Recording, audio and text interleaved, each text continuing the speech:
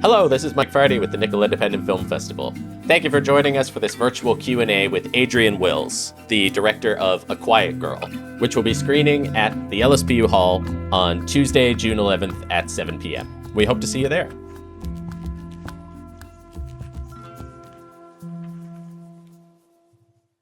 So can you give us a bit of a background on yourself, just to give us an introduction of sort of how you got into documentary or... Sure. Yeah, I'm a filmmaker from Montreal. I was adopted from St. John's from Newfoundland.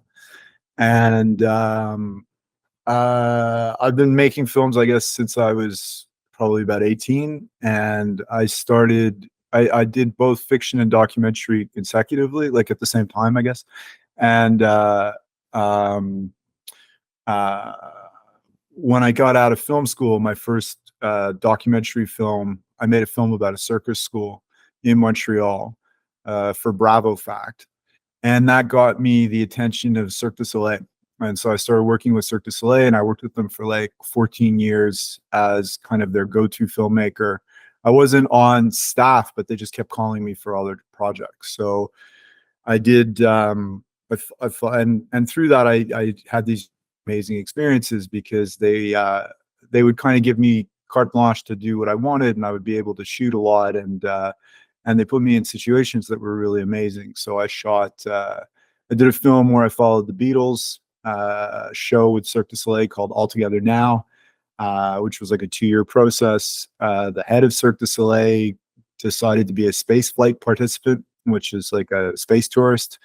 And he went to Russia to train to be, to go to space, to go to the ISS for 10 days, and asked me to make the film. So I spent 6 months in Russia with him, and then filmed with all the astronauts and cosmonauts.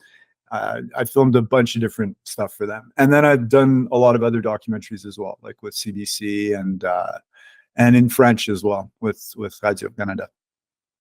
Amazing. That's so cool. So you got to, were you doing it? You were filming astronaut training, or did you get to do any yourself? I wasn't just filming astronaut training. I filmed the whole process. So I did all of his astronaut training. He was training with an American from NASA, and he was training with a Russian. And so I was filming with all of them. But then I kind of told him, I said to him, I think, I said, it's really interesting that you're doing this, but I think it'd be really interesting to use you as a fish out of water and to go see the club that you're trying to join. And he agreed, and so I went and I interviewed all the space astronauts that I could get, like and cosmonauts. So Chris Hadfield and Alexei Leonov, who was the first man to ever walk in space. Anyway, it was just all this stuff. And then I also went to Mission Control, and I was there the whole time he was in space. And I had given the astronauts a shot list of stuff to shoot up there. And I had him shoot with a mini camera as he was coming back from space. So I had all this amazing footage. It was like, I think we had like 400 hours of footage that we turned into an 85-minute film. Amazing. Wow. Yeah. So I guess, that's a really cool thing to be able to think about, is to kind of take this idea that you were given and kind of molded into your own thing. I guess that's part of the carte blanche that you were given, was kind of being able to give feedback and say, this is what I think the story should be. Does that, I guess that kind of leads into, with A Quiet Girl, where did the seed for that story kind of start, and how did you kind of build that up into, did you always know it was going to be a documentary, or? I knew it was going to be I'd been finishing a film on Leonard Cohen, which I think is going to come out in CBC I think in I don't know, the end of the year or something. And I'd been finishing up this film at the time, and this was like years ago. So this film's been ongoing for a while. And I came to St. John's, to Newfoundland for a week, because 2 of my friends were there, and they're really old friends. And so they said, one of them said, we should go looking for your birth parents. And I said, no, we shouldn't do that at all. And they kind of convinced me, and I thought, okay, well, this is not going to go anywhere, because I wasn't somebody who was really, I hadn't spent my whole life looking, which a lot of people in adoption have. I hadn't, I'd had this really, kind of crazy family, and it wasn't something that I really took on board. And so we went to both hospitals, and in St. John's, and we found out that the records were kept in the same kind of warehouse, like where they keep the records for both hospitals. So I showed up there, and there was this woman behind the counter, and I gave her, she said, here, you have to pay $10. And I paid my $10, and I explained my story. And my story there wasn't a lot to explain, except that I knew my birth date, and I had this name that had been given to me, but in my files, but I had never really used it, but I'd pulled it out when we were looking with my friends, and it was the name Wayne Cousins. So I gave her that name, and I kind of said, I don't have much information. Here's my background, my non-identifying background summary. I think I just shared the details with her. And so I thought that was the end of it. And then like 10 minutes later, I get my phone rings, and she says, I found your records. And so we, you turn back and show up, and all of a sudden, she hands me this document with all my records, and I find myself pouring through them quickly to try to find my birth mother's name. And I didn't even know I was looking for that, really, but when I saw the name Baby Boy Cousins on these like birth documents, it was, I don't know how to tell you, Mike, but like, it's something really opened up for me and changed for me. And I started to, all these questions I guess I'd always had, but wasn't really willing to face, all came at the same, like, it was like they were just, crowding me. And so, I spent that week in St. John's, and my friends were telling everybody the story because it was a great story. And everybody was pulling out their phones and saying, you look a bit like you could be from this family, or, and people were so friendly. And one woman gave me it was in the pub, and one woman gave me a little can of sausages,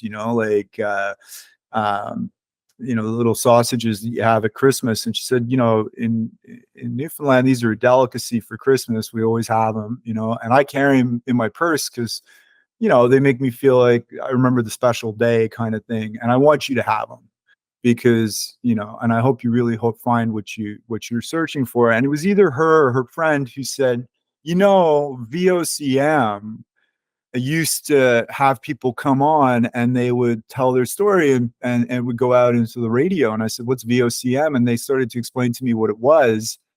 And I was like, oh, that's interesting. And so I remember the last night being in St. John's at the pub, watching my friends dance, and thinking to myself, well, I'm a filmmaker. I should probably do, like, this story is amazing for me, but I have a feeling it's an amazing story anyway. I thought it was going to be about all these other people that were adopted. So I went to the National Film Board, and I met Annette Clark, and Annette's, one of the best producers. She did everything at the National Film Board, and she's also just such an amazing person. And so we talked for like 3 hours, and she, I said, I don't know what I'm doing, but this is what I want to do. I want to go on radio. And she sort of agreed to it. And then, yeah, I mean, you'll see, when you see the film, you understand that it totally turned into something, what I did, that I never expected. I never expected that I was going to be the main character. I never expected that I was going to follow my own story. I did know from the beginning, because I told Annette, I said, look, if I do this, I don't want to do this in any way that's scripted or fake. I only want to do this in a way that is, because I had done a show called Who Do You Think You Are? Which was like where you would look at celebrities and go back into their genealogy and go through all of their ancestors. But we had, it was all scripted for us. I mean, the celebrity was going through it for the first time, but we knew it, we knew the story. And I said, look, if I don't want to do anything like that, and I don't want to do this with a broadcaster. I don't want to have somebody coming in saying this is where your, commercial break comes or whatever. And I said, I just want to be as honest and as transparent as possible. And because I want people to understand fundamentally what it's like not to know anything. And that was kind of my starting point. That's great. Yeah. And I mean, it really does, like watching the film, it opens up so much as you go. And I feel like, uh, as a viewer, like feeling that kind of journey of like, oh, we think it's sort of one type of story in the beginning, and then as it opens up and opens up, that's really I think that really comes across. And so when you're doing something like that, you're saying like, I don't want to script it or plan it in the beginning. I know with documentary, especially, it can be made in several places, right? Like it could be the seed of the idea. You could know what's going to happen the whole time, or it could be those 400 hours of footage at the end. Where did this kind of, did you find that this was coming together mostly in the editing room or mostly as you were making it? I mean, look, so the two things were that relationship with Annette and with Kelly Davis and with the people, at the NFB Atlantic Bureau was so fundamental to the making of this film, because she gave me confidence and respect, and she really believed in what we were doing. So what, but she said to me, here's, you have a budget and this is how many days you're going to shoot. And, so I had to think about things in that respect. But what ended up happening was each time I would come to Newfoundland each time and learn new information. And so each time we were making the film, what ended up happening was that, like, we would come back from the trip and I would cut like for 2 weeks or 3 weeks with my editor. And so we would put it together based on what we knew. And so we never really understood what the story was, because the story kind of hadn't come forward yet, you know. So it was all the things we were trying to put together. So did it come together in the editing room? I guess, yeah, for sure it came together in the editing room, but it also came together because it was such a transparent process, and because it was really following an experience. It came together as well when we were doing it, because it was all a quest, and so we were, I was looking for things and trying to find them. I mean, what was great is that I could take the information that I had received from the last trip in Newfoundland, think about it, and sort of say, okay, well, I have this much time left on my, like, meter of shooting. How am I going to use that? And that's why I did a lot of the stuff of, me walking or me biking or me swimming, or because I realized, well, I didn't realize, actually, my editor and Annette convinced me, because I really didn't specifically want to be in the film in the beginning very much. And they, but I realized pretty quickly that listening to them, and understanding that the story had been a passive story, like it was an old story, but the active thing was what I was going through. And so I was always trying to find a way, like, I was like, well, how do you make this visual?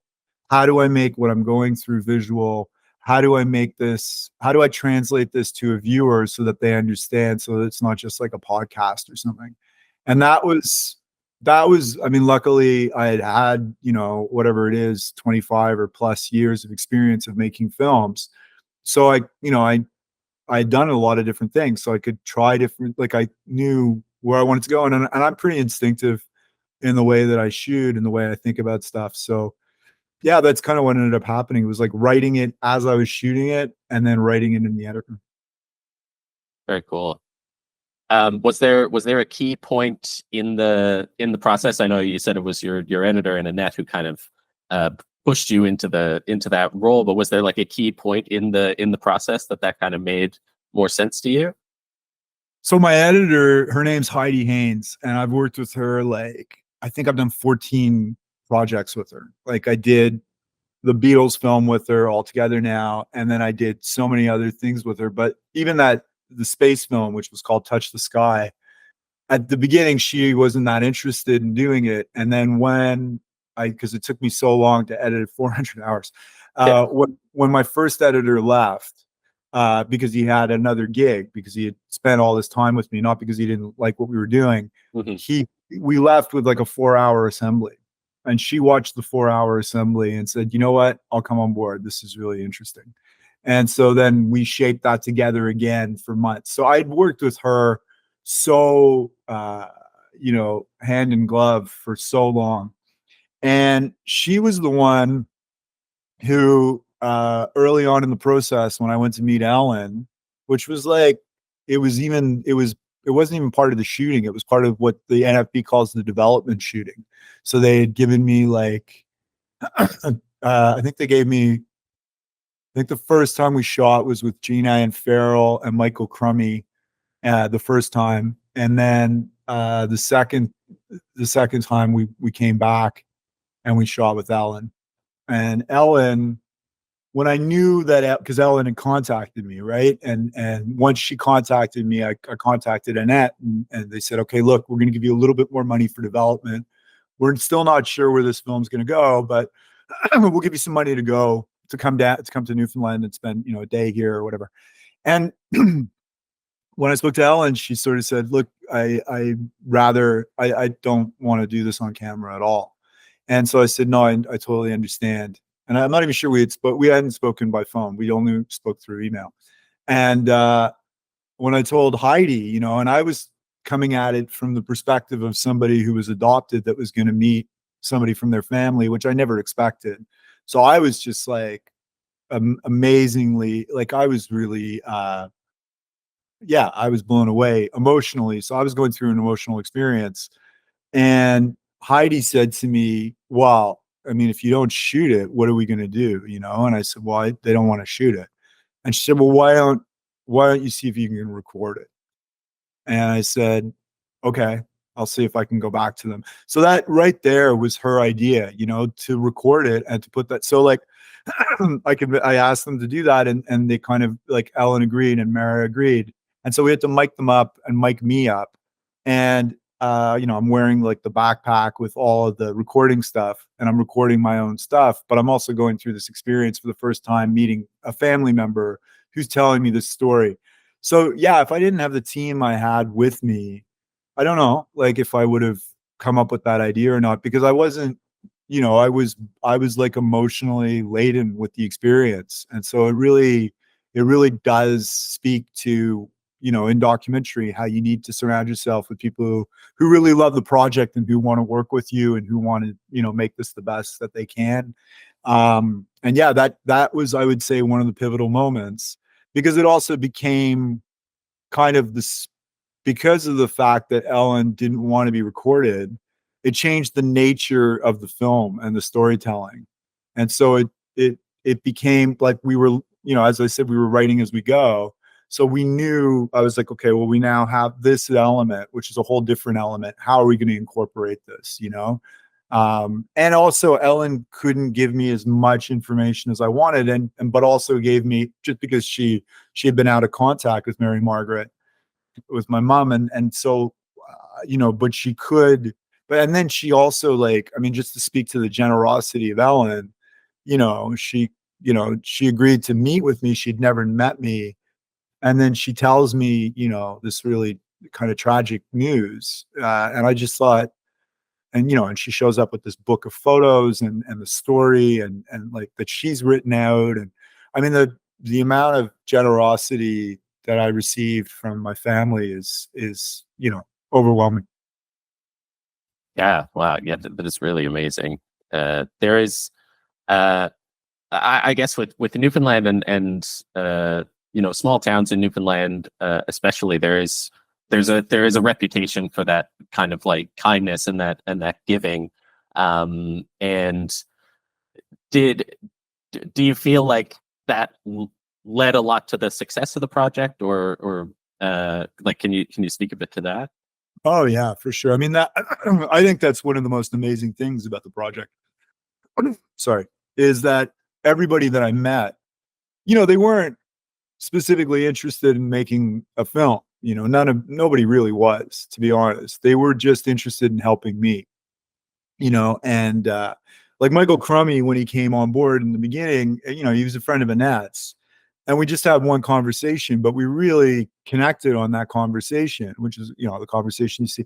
And then I went back and I kept going back to Michael Crummy, because I thought, well, he's an amazing author, but he's also a great emotional historian, and then, like, everybody I met, in the in making this film, both the people behind, the cameras, all the people like, Lynn Andrews, who was our production manager, and there's a bunch of different people from Newfoundland that were just really helping and really giving to us. And then at the same time, everybody, on camera they were just so, yeah, so kind and so generous. But then you kind of realize also that a lot of people have kind of experienced the same story, like it wasn't that, that's what kind of I realized, is that so many different people, experience this. So like, when I kept going back to Greenspond, and Norm, became my, kind of my, I don't know, like, my compatriot, but also like, the guy who was helping me all the way through. And, he was helping me because, well, one, he's just such a generous guy, but also because Cavell, had looked for her father and hadn't been able to find him until she was in her 40s. So there were, so he understood that experience, and so many people understood the experience. And, in Newfoundland, like everybody I've talked to who comes up to me to talk to me about the film says, this is like my cousin's story, or my mom, or my sister, or my aunt. And I realized, yeah, that's the case. Yeah, I mean, I love Newfoundland, and I love being there, and I love the people, and I love feeling like, in some ways, I'm like I don't feel like, I mean, I know I'm come from away, but I don't feel like that in my heart in some ways. Like I really feel that the landscape, the space, the emotional space of all the people I've met, the storytelling, all of it really resonates with me and makes me feel like, oh, this is very true to who I am. So yeah, I find Newfoundland to be such a like not an alien place at all, but actually a place that I do feel like a home. Yeah, I think I was lucky enough to go to the screenings earlier at the rooms, Yeah. and such a strong response, and so many people coming and really resonating with the film. That response to the film, like how have you found that process? Like not just in Newfoundland, but in other places. Is it what you expected?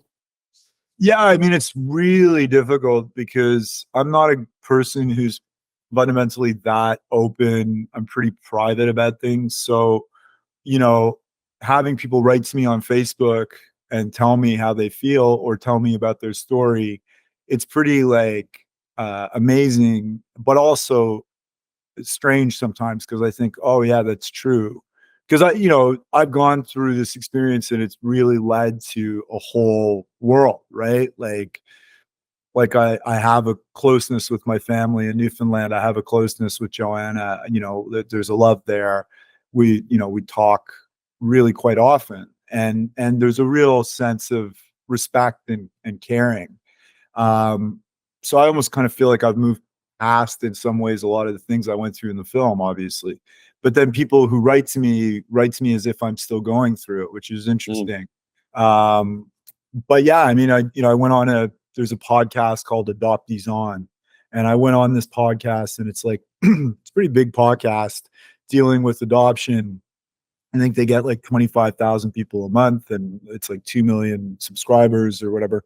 And it's all over. It's the States and Australia, and it's a podcast, right? Um so I did that, and then got response from that as well.